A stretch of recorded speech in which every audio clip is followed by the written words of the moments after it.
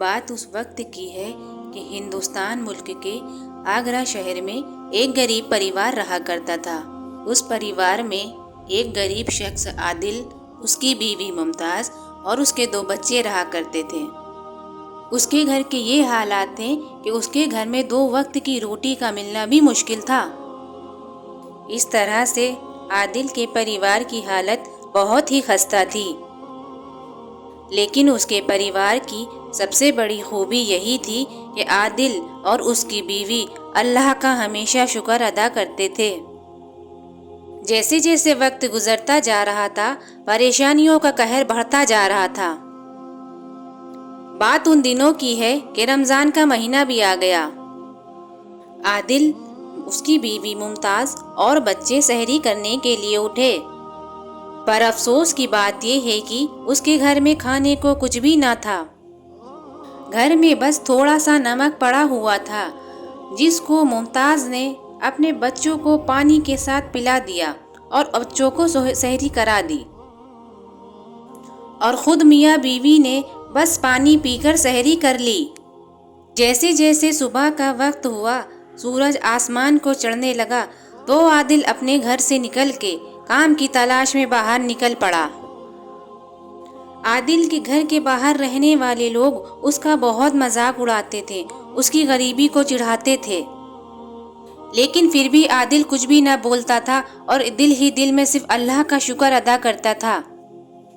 بھی وہ جب گھر سے باہر کام کے لیے نکلا، لیکن افسوس کی بات یہ ہے کہ آج بھی اس کو کوئی کام نہ مل سکا۔ عادل در بدر بھٹک رہا تھا کام کے لیے، لیکن کسی نے اس کو کوئی کام دیا ہی نہیں۔ شام ہو گئی تھی، لیکن اس کو پھر بھی کوئی کام نہیں ملا تھا، اس لیے عادل کے من میں تھوڑی سی مایوسی آ گئی تھی۔ شام ہونے پر عادل اپنے گھر کی طرف واپس چل دیا، لیکن افسوس کی بات یہ تھی کہ اس کے ہاتھ میں افطاری کا کوئی بھی سامان نہ تھا۔ گھر میں بھی اس کی بیوی ممتاز اور اس کے بچے اس کا انتظار کر رہے تھے کہ میرے ابا حضور شام میں آئیں گے اور افطاری کا سامان لے کر آئیں گے۔ لیکن افسوس، عادل تو خالی ہاتھ ہی لوٹا تھا، کیونکہ اس بیچارے کو دن میں کوئی کام ہی نہیں ملا تھا، اور جب کام نہیں ملا تھا تو بیچارہ سامان کہاں سے لاتا۔ تبھی مغرب کی اذان کا ٹائم ہو گیا۔ عادل، اس کی بیوی ممتاز اور اس کے بچے دسترخوان پر بیٹھ گئے، پر افسوس دسترخوان پر کھانے کے لیے کچھ بھی نہ تھا۔ لیکن پھر بھی عادل دعا میں اللہ کا شکر ہی ادا کر رہا تھا، اور اس کی بیوی بھی مایوسی کے ساتھ ہی اللہ کا شکر ادا کر رہی تھی۔ تبھی دروازے پر دستک ہوئی۔ عادل اٹھ کر گیا اور اس نے دروازہ کھولا۔ وہ جب دروازہ کھولتا ہے تو دیکھتا یہ ہے کہ گھر کے باہر مولوی صاحب کھڑے ہوئے ہیں۔ یہ وہ مولوی صاحب تھے جو عادل کے گھر کے باہر والی مسجد میں نماز پڑھایا کرتے تھے۔ مولوی صاحب کے ہاتھ میں ایک پلیٹ تھی، اس پلیٹ میں کھانے کی تمام چیزیں تھیں، جیسے کھجور، شربت، پھل اور نہ جانے کتنی تمام طرح کی چیزیں تھیں۔ مولوی صاحب نے یہ پلیٹ عادل کو دے دی، اور عادل دل ہی دل میں بہت خوش ہوا، اور اس نے اللہ کا شکر ادا کیا، اور اس نے مولوی صاحب کا بھی شکریہ ادا کیا۔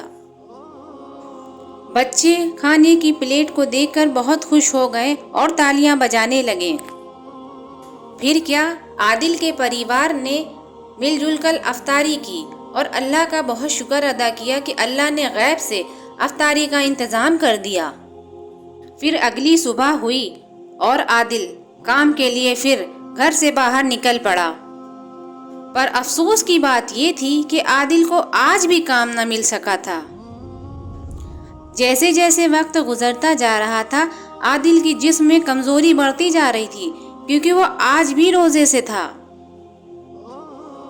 کام نہ ملنے کی وجہ سے عادل تھک ہار کر ایک پیڑ کے نیچے بیٹھ گیا۔ تبھی عادل نے سامنے سے ایک شخص کو آتے ہوئے دیکھا۔ وہ شخص بہت ہی سخی لگ رہا تھا۔ وہ شخص عادل کے پاس آیا اور اس نے کہا، کیا حال چال ہے؟ تو عادل نے بہت ہی اطمینان کے ساتھ جواب دیا، اللہ کا شکر ہے۔ پر عادل کی کیفیت دیکھ کر کی تو وہ شخص یہ سمجھ ہی گیا تھا کہ ہو نہ ہو عادل کے حالات بہت ہی خراب ہیں، وہ بہت ہی پریشان حال ہے۔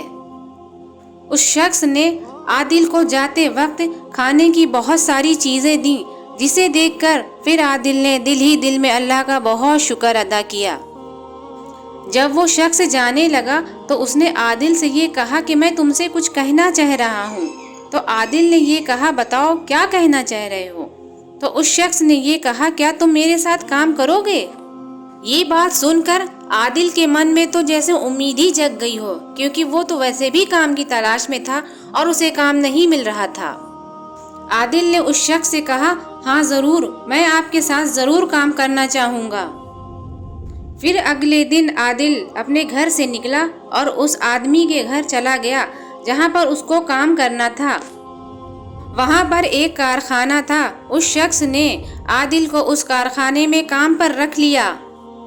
عادل اس کارخانے میں بہت ہی ایمانداری اور بھروسے کے ساتھ کام کر رہا تھا۔ جیسے جیسے وقت گزرتا جا رہا تھا، عادل نے اس شخص کا دل جیت لیا تھا اور اس شخص نے عادل کو اس کارخانے کا منشی بنا دیا۔ دھیرے دھیرے کر کے عادل کے حالات اب سدھرتے جا رہے تھے۔ اب اس کے گھر میں چولہے ٹھنڈے نہیں پڑے تھے۔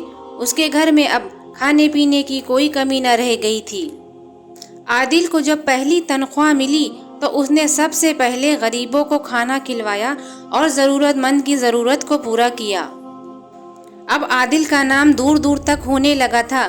جو لوگ اس کا مذاق اڑاتے تھے آج اس کو تعریف کرنے لگے تھے اور اس سے مدد مانگنے کے لیے آنے لگے تھے۔